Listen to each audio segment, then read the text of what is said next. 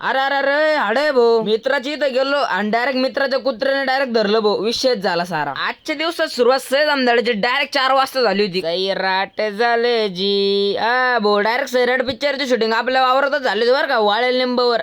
विषय हाडे बोले. गावातली यात्रा होती आणि गावातल्या रोडला डायरेक्ट मग कचकडे टाकून दिले सरकारले भारी भाऊ आमच्या इकडे.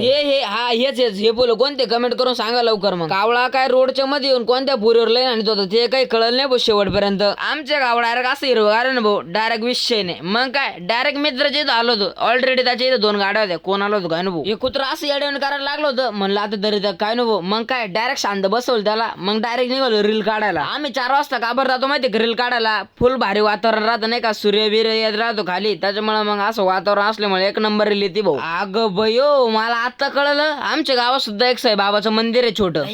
पोरांनो शांत बस, दोघांचं काहीतरी निर्णय चालू आहे मोठा. आता काय विषय आडवत असतोय भाऊ लवकरच. मग काय घ्या लाईक फॉलो करून आपल्याला. कसं आहे आपला विषय क्वालिटी नाही. मग काय भाऊ, ऋषी भाऊला जायचं होतं आता कुठेतरी बाहेर फिरायला आणि तो म्हणे चला आपल्याला जायचं शॉपिंगला म्हणलं अख्ख्या गावाला ना अख्ख्या रात्याला एकच ना आठवतं डायरेक्ट डी मार्क. मग ऋषी शेठ आम्हाला घेऊन इकडे आला होता डी मार्कला. तिथं मक्कारच गर्दी होती भाऊ. ऋषी शेठला म्हणलं भो हा बाय बाकी काही असू तुला पहिल्यांदा सुरुवात कोलगेट पासूनच करावं लागल. अरे बाबू भाऊला राग आला. भाऊने फक्त एक कॅडबरी घेतली निघा म्हणे बाहेर. बरं पहिल्यांदा तुम्ही वरांनो फॉलो करून जा रे.